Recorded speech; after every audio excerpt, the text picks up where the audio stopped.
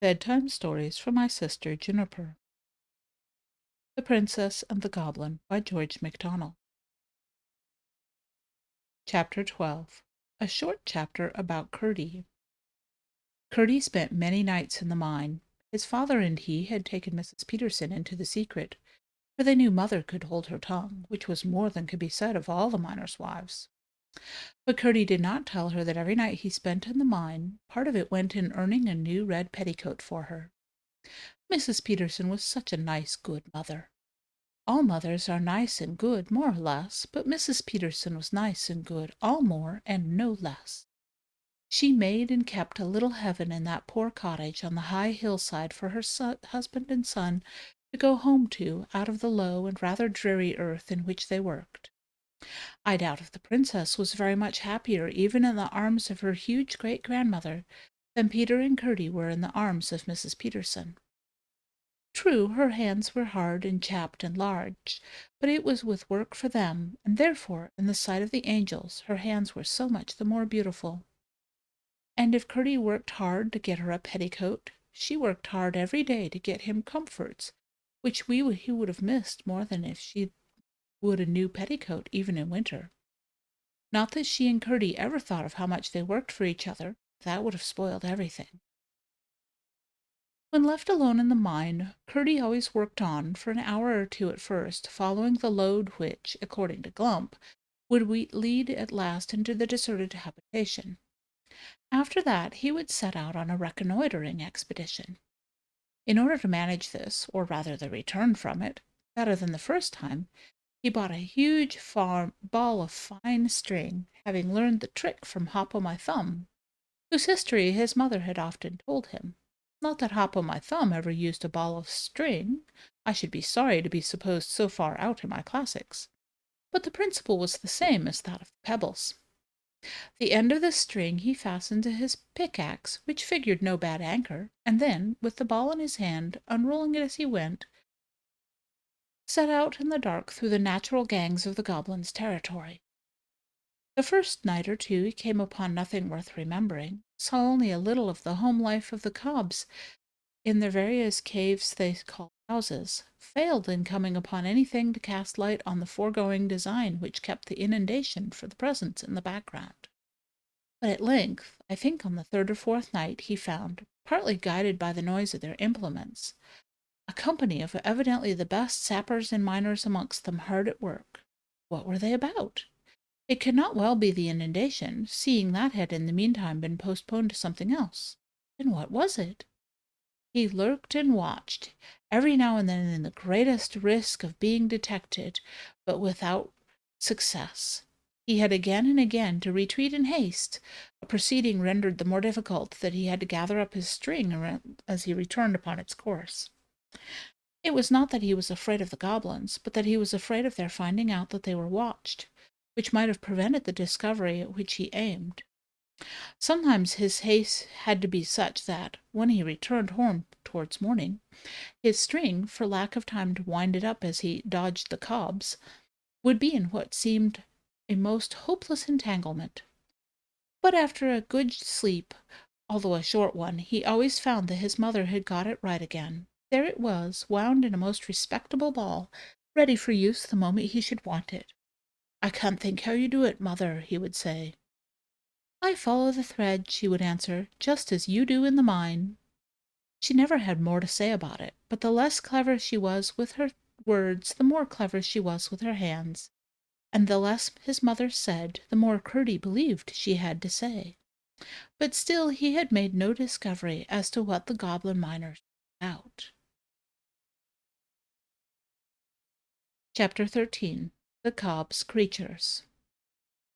About this time the gentlemen whom the king had left behind him to watch over the princess had each occasion to doubt the testimony of his own eyes, for more strange were the objects to which they would bear witness.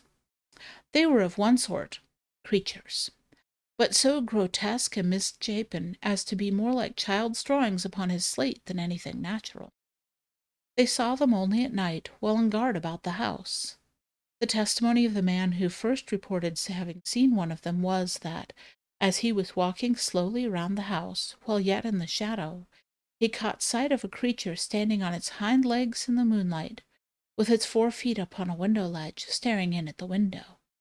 Its body might have been that of a dog or a wolf, he thought, but he declared it on his honor that its head was twice the size it ought to have been for the size of its body, and as round as a ball, while the face, which turned upon him as he fled, was more like one carved by a boy upon the turnip inside which he is going to put a candle than anything he could think of.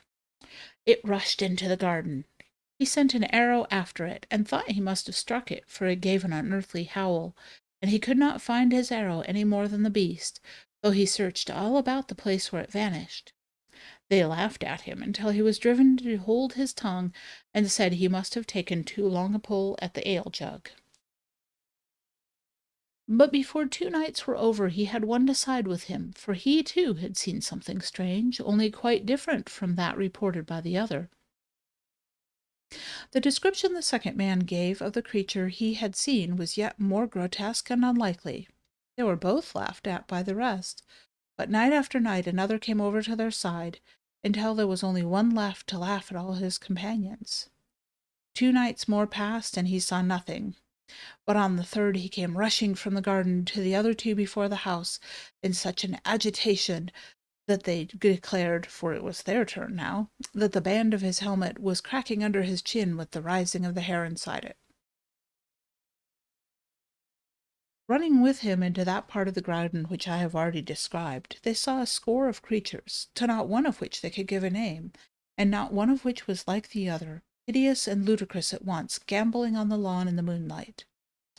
The supernatural, or rather subnatural, ugliness of their faces, the length of necks and legs in the other, the apparent absence of both and either in others, made the spectators, though in one consent as to what they saw, yet doubtful, as I have said, of the evidence of their own eyes, and ears as well, for the noises they made, though not loud, were as uncouth and varied as their forms, and could only be described as neither grunts, nor squeaks, nor roars, nor howls, nor barks, nor yells, nor screams, nor croaks, nor hisses, nor mews, nor shrieks, but only as something like all of them mingled in one horrible dissonance. Keeping in the shade, the watchers had a few moments to recover themselves before the hideous assembly suspected their presence, but all at once, as if by common consent, they scampered off in the direction of a great rock, and vanished before the men had come to themselves sufficiently to think of following them.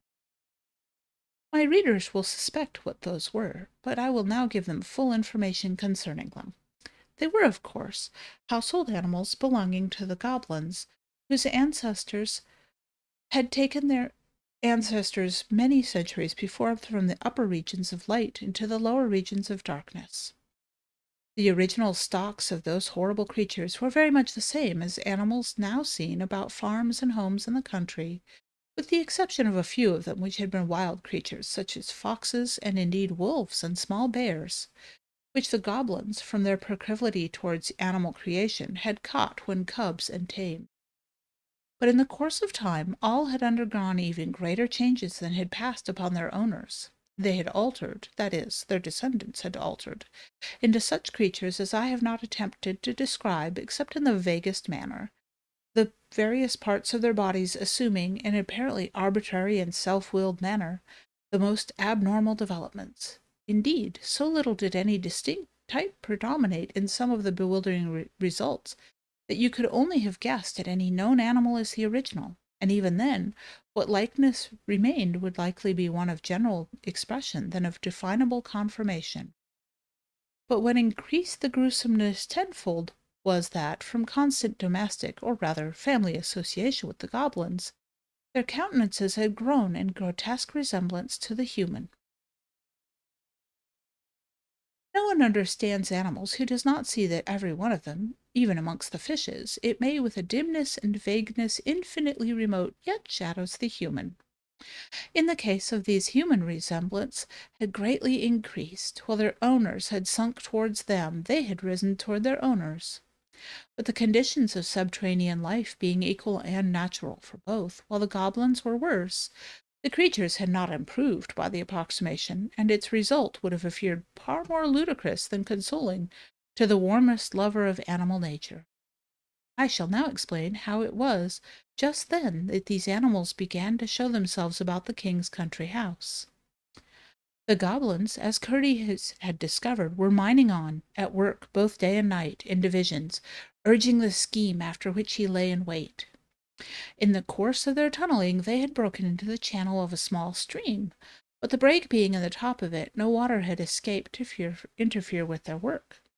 Some of the creatures, hovering as they often did about their masters, had found the hole, and, with the curiosity which had grown to a passion from the restraints of their unnatural circumstances, proceeded to explore the channel.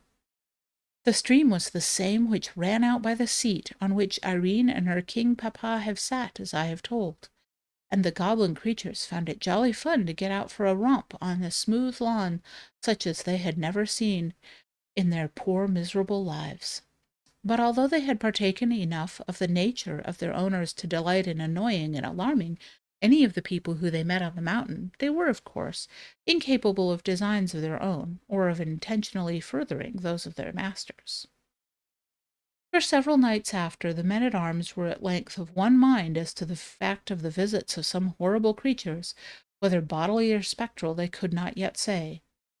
They watched with special attention that part of the garden where they had last seen them. Perhaps, indeed, they gave in consequence too little attention to the house.